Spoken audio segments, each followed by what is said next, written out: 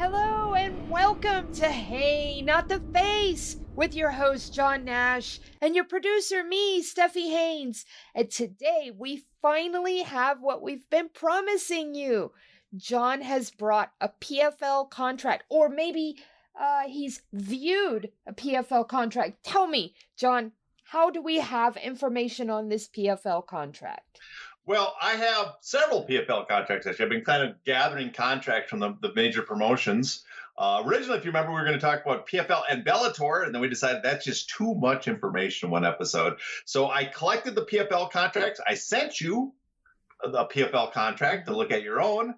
And with those, we are going to talk about them. Now, unfortunately, because I did not get this from a lawsuit, it's not posted by some court, I can't post the actual contract, because that could possibly reveal who shared it with me. We got to be careful on that. So we are going to we'll read some sections if we see that the text is identical in multiple contracts, but often we will paraphrase what the contract says. So that way we don't give too much away. All right. So let's dig in. My first question, basically, what are we looking at? Can you give a brief description of the type of contracts that we're looking at? Because you have 4 in front of you, so I imagine you'll probably be gathering bits and bobs from all 4? Yes. Well, the PFL has kind of a standardized contract basically 4 standardized contracts that they use. There's different contracts. If you're a star fighter coming from the UFC, I imagine, I don't have that in front of me, but I imagine they have kind of a unique contracts for those guys. But generally, they use 4 different types of contracts. They have a development contract for young fighters they're trying to build up, who aren't maybe not in the seasons yet. So they're giving them fights, but they're not in the tournaments yet. They have the PFL Europe they just started. So they have a PFL Europe contract. They have their normal standard contract. And then they have a champion contract that is tagged on to the end of almost all the contracts, and the fighters sign that when they get into the championship, the championship bout at the end of a tournament or a season. Question. These 4 contracts, is this what the UFC has? Do they have 4 similar contracts?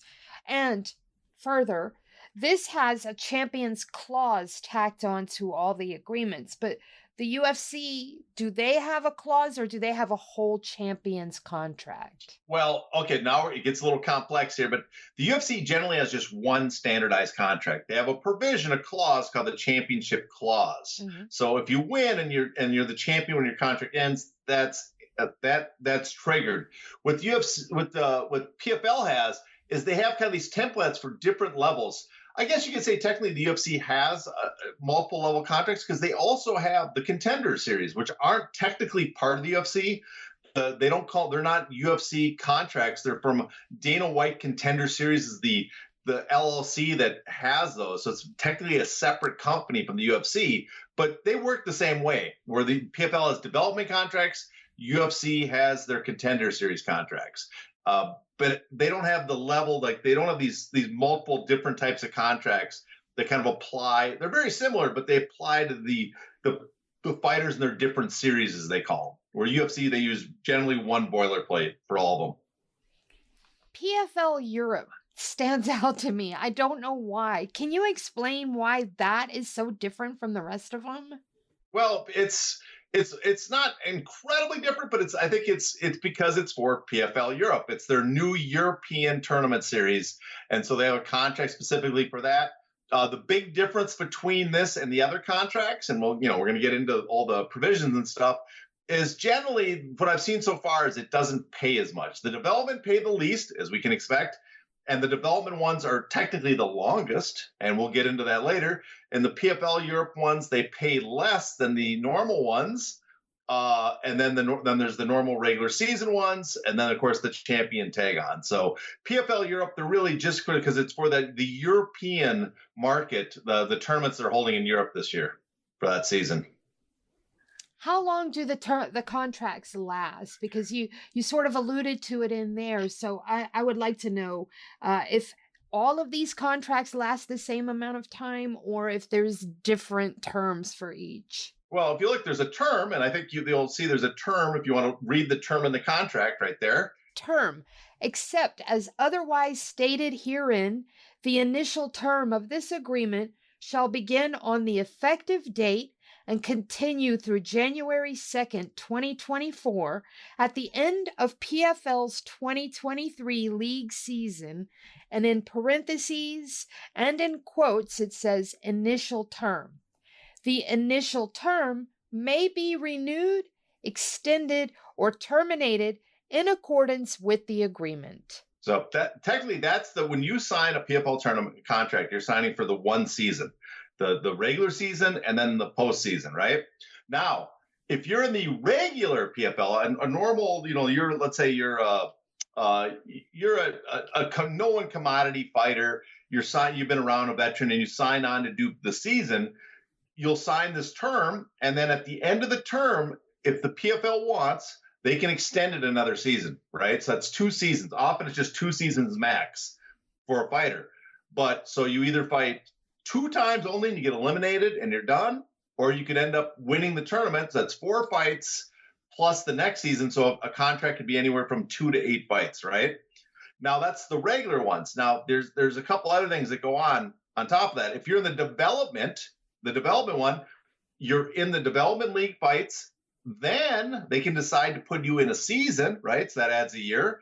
Then they can extend the season, and then they can renew it. And so the development ones could end up lasting 3, possibly 4 years, which are extremely long. Now, in MMA, that seems ridiculously long. But you got to remember, these are supposedly development. I view them kind of like boxing contracts, right? And it's not, there doesn't seem that outrageous to me if you get a brand new fighter and you're developing their skills and the progresses, the pay gets better, and you move in tournaments. So you get them against easy competition, you put them in, finally get them in the season, and then you take advantage of him after he's developed and put him in another or third season. So the whole idea is you're building up their career to the point where they're a valuable commodity at the end and you invested money in them. The one problem I have is they have no minimum bouts, I don't think, in these contracts. I've been going through them, and I don't see minimum bouts. And usually in boxing, if you have a developing boxer, you will have a minimum number of bouts. It'll say 3, 4, 5 bouts in your first year. And so you'd hope, if you're signing that kind of contract, that you get 3, 4, 5, 5 bouts minimum, let's say, in a first 4 or 5 bouts minimum for an early fighter to get that experience. That's the part I think these contracts are missing. But that's the development ones. If you're a known fighter, you probably do not want to sign those, because if you do really well, you're stuck in a long contract that keeps extending. So that's the issue there. But the other ones are really just, it's the one season, and if at the end of the year they can renew it a second season. So it can be multiple fights, but it's in many ways it's almost like it has a terminate, the sunset clause that the UFC has. It's only for those couple of years. Now, if you're hurt though and can't fight in a season, they can then say, we're going to revisit that contract for another year because you were injured. But that's kind of like the tolling provisions you see with other promotions. But in this instance, it's for a whole year because they do it by the season. Yes. Well, there's a positive and a negative to that. One is if they renew it, you're stuck with them a year. But the positive is if you go in knowing that you want multiple fights, you know that you're going to get your 2 fights because that's the season, right? Plus, potentially, if you win, you'll get 2 additional fights with the postseason. So there's a positive knowing that if you're a fighter at the stage of your career that you want a lot of fights, there's a positive knowing you might get several fights that year. In other words, you don't have to guess how many fights you're going to get. You know, if you win, you're going to get multiple fights instead of being put on hold for 6 months. The negative, if you're a fighter that's a big enough name that fight one fight at a time is more worth your while, like setting up a big fight. Being in a season and knowing that there's multiple fights attached to a year might not be the best to your advantage. So there's kind of a give and take there. Quick question about the champion contract, or actually the champion clause. Is it much different than the UFC's, or is it pretty much standard copy? Well, it's a little different because really what it is, it's a champion option. Now, we said they can renew the contracts and extend it, right, before. Right. So if they want, they can renew you for another season. The option is, in the event of a fighter wins the championship bout in the final year of the term, they have the right and option to renew the agreement for one more year, for additional season. So it's very similar in the sense that it serves the same function as the UFC's championship. It adds another year to the contract. But really, in the PFL universe, it adds another season. So you have to, how many fights it is, it's not 3 fights like you see with the UFC. It's a season. That could be 2 fights, you lose, or it could be 4 fights if you go through the whole tournament. Can they be extended past any of these terms that you've just stated? Well, yeah, there is some extensions they can do, right? If you're injured, they can extend the season one more year later. Right. They have the rights to extend it, but really, it's based on the yearly format, the season format. Mm-hmm. It doesn't have the same kind of tolling provisions that you would see with other promotions, where you could extend it at length forever and ever and ever. You don't, because it's a seasonal thing. So. I guess the answer is yes, but no, or no, but yes. Yes, you can be extended, but not the same mechanism as the other promotions. All right. We discussed the Champions Clause. What about the exclusive negotiating rights and matching rights? Well, the PFL also has the same thing that you see with other promotions. They have an exclusive negotiating period for 60 days at the expiration of the term. So when your contract's up, we saw that term, mm-hmm. and if they decide not to renew another season, or if it's the end of your last final season and they have no more renewals, they have 60 days to negotiate with you, and then they have 66 months of matching rights. Now, what's interesting about that is the matching rights is PFL, because their season format, and which no other promotion uses. If they're going to match it, they're basically going to match you on a fight by fight basis, right? So you would be, if you signed a 4-fight deal with, and that's what I imagine kind of happened with Kayla Harrison. Mm-hmm.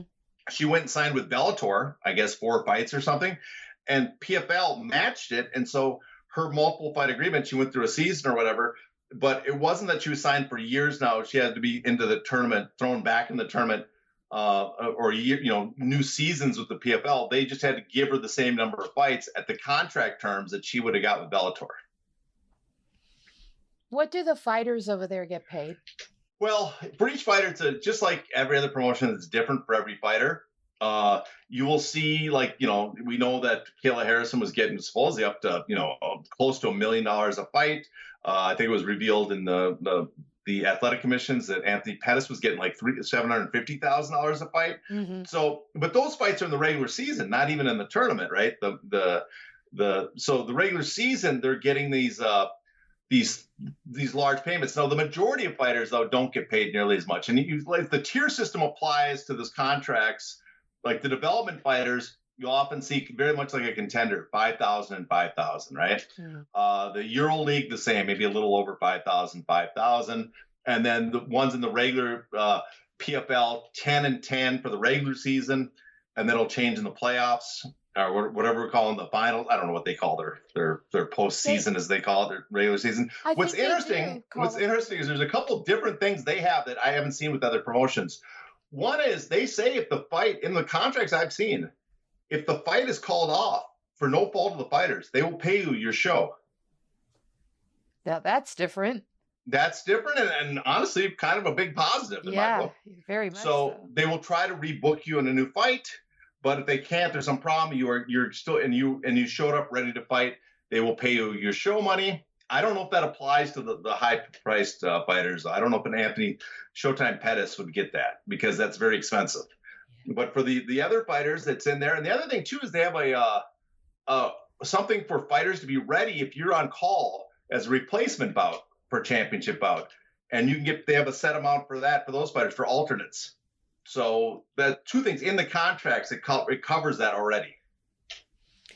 Tell me about the $1 million prize and how that shakes out, and in regards to the playoffs. Well, what's interesting is they boast about the $1 million prize, but it's not $1 million like they give you at the end of winning it.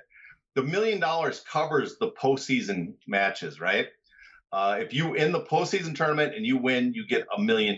In the Euro League, I think right now it's set for about 100,000. If you win the Euro League final championship, it's 100,000. But if you win the 2 fights, right? If you win both of your fights, you get $1 million combined for all those fights. every fighter's contract slightly different. So one fighter might get 25,000 to show and 25,000 to win for the first fight, right? And then 50,000 to show and 900,000 to win for the second fight. So altogether, that's $1 million. But it's not just $1 million prize. It's a little Bellator. Theirs is $1 million check. For this, it's $1 million in the postseason. But I'm intrigued. I haven't seen like the bigger name fighters yet, what their contracts say, if there's $1 million bonus in those contracts, or if they have slightly different variants on this $1 million prize. Because some of them, the regular purse adds up for more than the postseason prize would be. So, but for the vast majority of fighters, it's based on you win the postseason, all the fights, you get $1 million total. What about incidentals, room, board, per diem? Very similar to the UFC. If you go on the trip, they give you a room and a flight for you and cornerman. But what's interesting is the UFC still suck. I think it's $60 per diem. Wasn't that what we had in the last one? Yep. $60 a day. They give PFL credit. They give $100 per day and per diem. So that's, if you're gonna have a meal, that's a sizable difference, especially for you and your cornerman. So that's to be $200 per day. So give them credit. They have a larger per diem. All right. What about sponsors and merchandising rights? Well, what's interesting is this is very similar to the UFC, is that you have to wear PFL kits, athletic outfits, their uniforms, so you can't have sponsors in the cage. So they've also removed the sponsors in the cage. They, also during the time and the prep week and stuff. So it's very similar to like the UFC. During the fight week, you basically can't show your own sponsors. So you've lost your sponsorship. Merchandise rights, they hint that they might in the future have merchandising rights. But for right now, they do not demand that you sign over the merchandising rights. So you're allowed to do your own merchandise. They have to negotiate with you in good faith. So it's not, the PFL is not demanding, even though they don't have, I don't know what's going to happen when they eventually come up with a video game or anything like that. But for right now, the fighters are allowed to have the merchandise has to be negotiated separately. And so you're not signing away all your rights you are like with the UFC. Do PFL fighters have to take disputes to arbitration, or have they waived their class action rights or their rights to sue? Well, this was a big thing we talked about recently. The UFC has inserted these. The PFL does have arbitration. They have an arbitration rule. You have to, if you have a problem with the contract, you have to take it to I think it's the state of New York American Arbitration Association. So just like the UFC, you cannot take them to court over their contracts. You have to go to arbitration. The one thing they haven't inserted yet, I guess maybe because they don't fear it like the UFC does, is they do not have a class action waiver. They haven't inserted that, but they do have the same arbitration. You've waived your right to a trial. Quick question on that. We saw the changes recently. You brought them out in our last episode. So I got to ask you, what about image rights and intellectual property rights and things like that? And maybe just give a quick refresher on how the UFC does those. Well, the UFC has a new clause they've inserted that we still have questions about how far reaching it is, but the clause basically says that while you're under contract with the UFC, and you come up with something, you invent something, have intellectual property, release a product with your name, whatever, and it technically it says it using some sort of UFC brand or trademark, although the language is loose enough that leaves it questionable. The UFC owns that they have ownership of that. Basically, it's like the contracts you see with engineers or executives or inventors with major companies. If you come up with a new, if you're working for a pharmaceutical company, you come up with a new drug, they own it while you work there.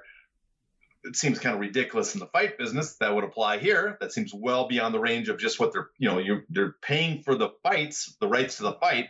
They're not paying for you what else you come up with. But anyways, they have that provision, and PFL does not. I'm looking through it. I have not seen anything like that by the PFL. But who knows? That's a new provision by the UFC. It might inspire these other promotions to include it.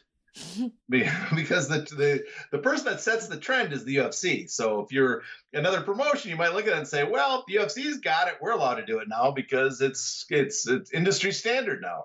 What are the responsibilities of fighters beyond the fights? And by that I mean, like, the UFC has International Fight Week coming up in July, and those guys got to go out there and man booths and sign autographs and take pictures and sign posters and sign gloves and shorts and this and that and the other. And they don't get paid for that in the UFC. How does that translate over to the PFL? Well, PFL has a lot of stuff like that where you have to. It's not quite as bad as the UFC in the standard contract. The UFC has to fly around and promote stuff, but the PFL writes it in their promotional activities agreement. It says if the fighters agree throughout the terms to assist PFL as requested by PFL in the marketing, advertising, publicity, and promotion of MMA bouts, whether or not the fighter competes in such MMA bouts for no additional compensation. So you have to promote the season. You have to promote your own fights, which is very similar to the UFC. The UFC also includes provisions says you have to go out and help out with sponsors and their other brands. But the UFC now includes compensation. They will include compensation when you do that. Where the PFL doesn't seem to require that as much for their brand, stuff like that. But they still require in-person and remote press conferences, television webcasts and podcast chats, photo and video shoots, personal appearances, ceremony weigh-ins, and autograph signings without limiting the foregoing for a period beginning 60 days prior and ending 30 days following the MMA bout. So that's a long period of time you have to help promote that event, right? In addition, the fighter shall not be required to travel to promotional activities during the 3 weeks before a fight as scheduled MMA bout. So they carve out that space where you don't have to do the promotional stuff, but you still have to. This is one thing else where the UFC has the outfitter policy that they pay you on, right? You get your Venom package kit for following the policy. If you don't do it, you don't get paid. The PFL has a series of fines they impose per infractions. So they impose a penalty of $1,000 per infraction, and it's different amounts for different types of infractions and stuff. But that's the common one. If you're not doing the promotional activities, they will fine you $1,000, and then it's for constitutes a breach and shall entitle PFL to terminate this agreement with no further obligation to the fighter, or impose a penalty of $1,000 for infraction that the fighter does not engage in the promotional activities. Wow.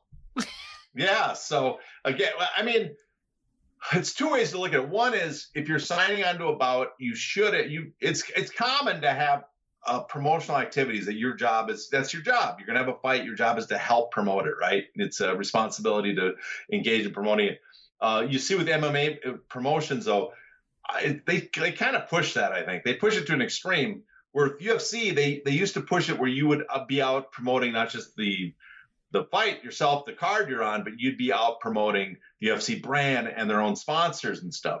With PFL, they have it set up that you're out promoting the PFL, the season, the not just your bouts, but the season and the promotion itself and other fights. So it's a lot that's tagged on. Now, the one positive in a weird way for PFL is because you're doing a season, you have multiple fights. Those promotional responsibilities are probably not as much as they would be with another promoter because it's like they're going one right after another. It's kind of expected that you're going to be doing this during the season. But still, it's a lot. It's a lot to ask for fighters. It really is, considering 60 days. That's a lot. Yes. But they do have some limits on how much they take. Sure. They force you to do it. But still, I don't know what to say because it's, on one hand, it's a lot to ask. On the other thing, it's not uncommon. Yeah. I mean, that's 8 weeks. That's a whole fight camp. Literally, if you look at it like that, they literally want you to go out and start beating the streets the second the fight is announced. Well, I will say they have other spots where they say within reason, they give you some, they have some response on their part to not to overload you with the amount of responsibilities on this. It's like they can't send you constantly doing this, but they can make reasonable requests for you to do promotion on behalf of them. All right. What about additional responsibilities for champions? Is there any difference between the champions and the regulars? Yeah, well, that's the interesting thing. They have that champion contract, right, that comes in, that's inserted when you're in the championship bout. but on top of winning and potentially having your contract renewed, being a champion comes in with more promotional activities. In the contract, they call for when you're the champion, you have a number of specific responsibilities to do.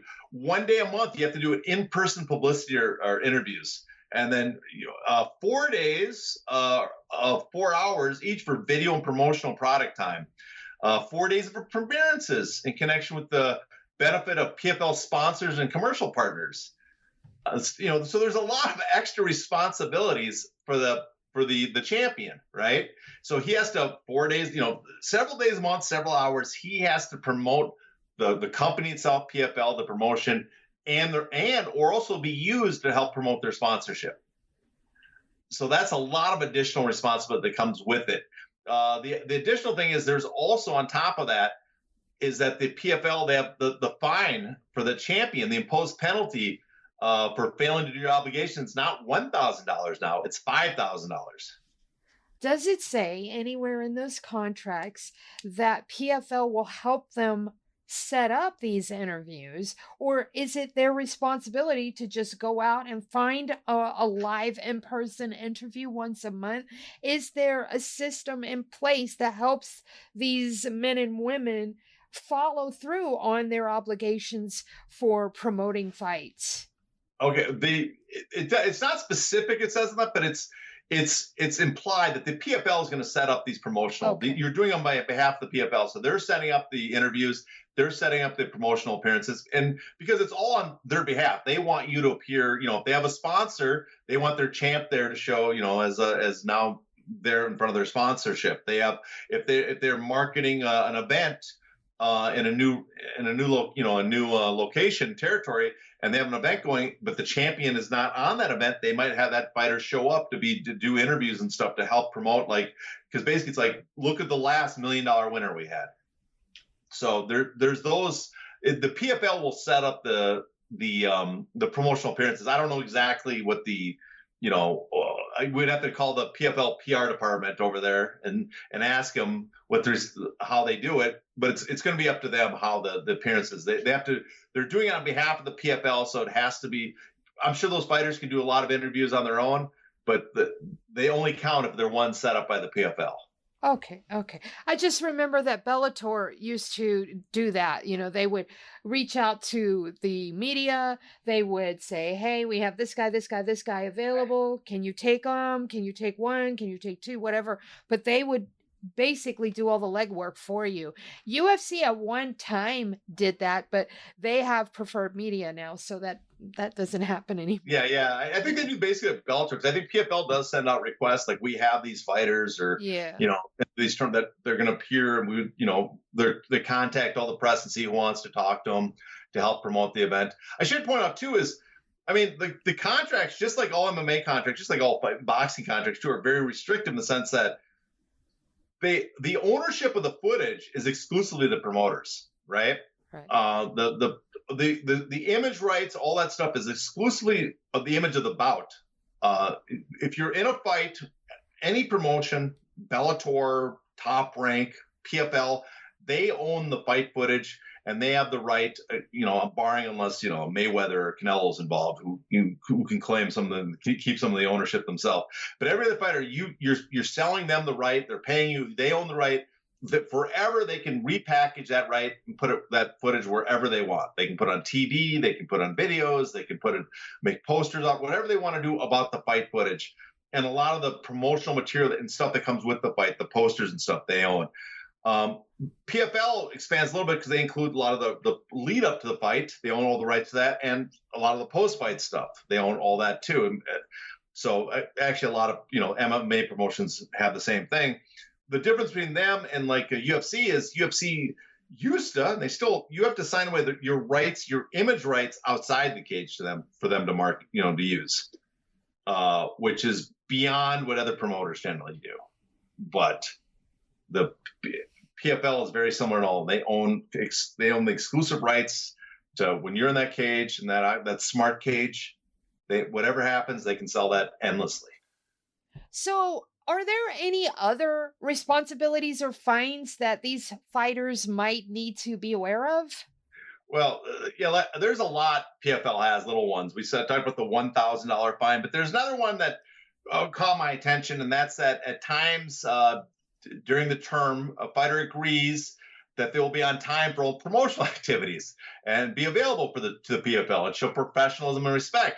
For that one, if the fighter is more than 15 minutes late to any promotional activity or rules meeting without notifying the PFL with an excusable reason, they are subject to up to a 5% fine of their show and fight compensation. 5%. So that's another one that sticks out. So yeah, there's a few other ones for $150, but that's the big fines in their contracts.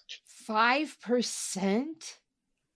Yeah, so hopefully you're not making a lot as a fighter. Exactly. I was just thinking the Kayla Harrisons and Anthony Pettises of the world, that matters. Well, what really matters, what if you're in the championship bout, and for the championship bout you got like 50,000 to show and 900,000 to win. You're one of those fighters. That 5%, and you won it, that 5% could end up being very sizable. Wow. Yeah. So, yeah. Insane. You know, you would think that the UFC contract would be the end all be all for restrictive and claustrophobic, but these other promotions, they get their little zingers in there too. Oh yeah, they're very one-sided all. So Absolutely. Again, like I said, the UFC contracts are the industry standards. Everybody kind of follows them, and except for that, I will say this: for that brief time, except for the image rights stuff, for that brief time from 2017 till recently, when they added all those provisions, a lot of people thought they had the best contracts in MMA. but that time's passed now that they added the class action waiver. When you're talking about those image rights that the UFC owns outside the cage, would that be, because what sticks out to me, would that be if a fighter wanted to, say, open their own t-shirt line with their image or jump into a video game not named EA UFC? Is that what you're talking about as far as external image rights? Well, basically, except if you put your image, your name on a t-shirt, you're allowed to do that as long as you don't identify yourself as a UFC fighter. As long as you don't show the octagon, you don't wear UFC copyright clothing, the kits, don't say the UFC name, you do nothing that identifies you as a UFC fighter, don't show the belt. You're allowed to put your names on t-shirts and stuff.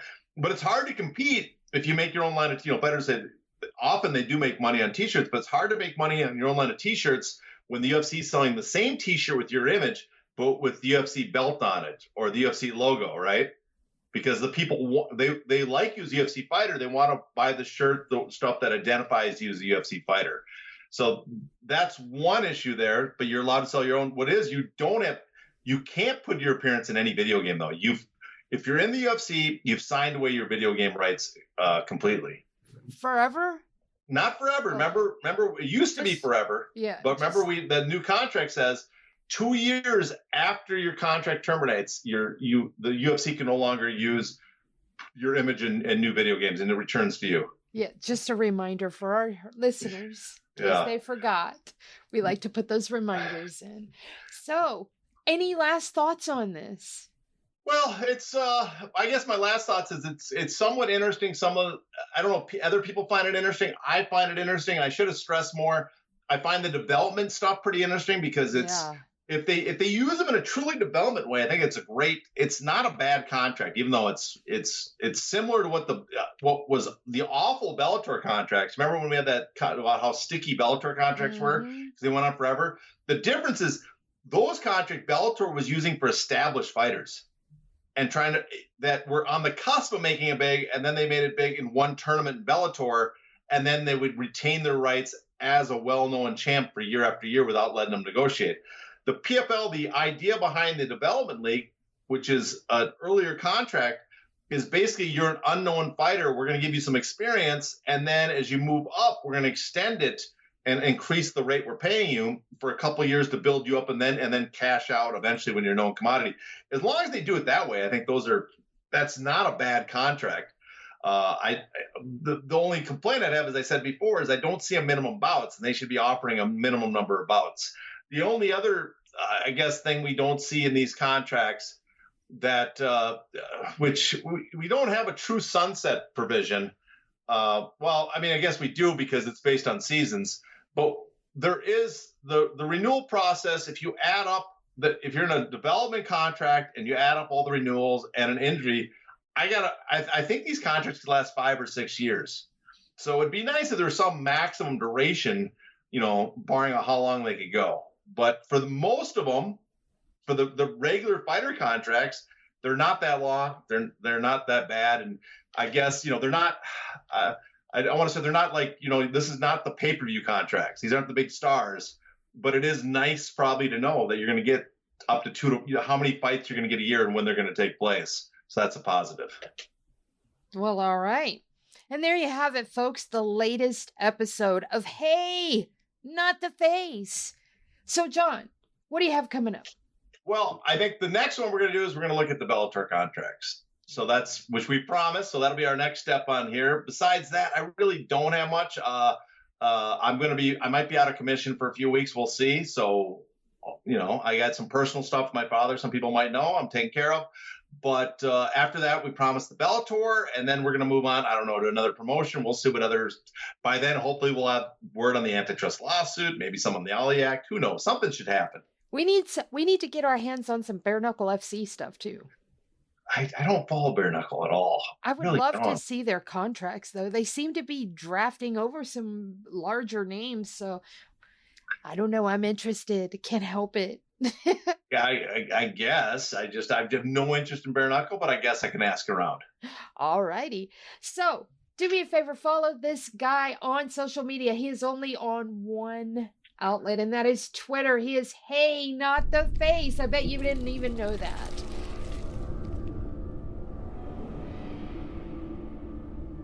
It's not in the face!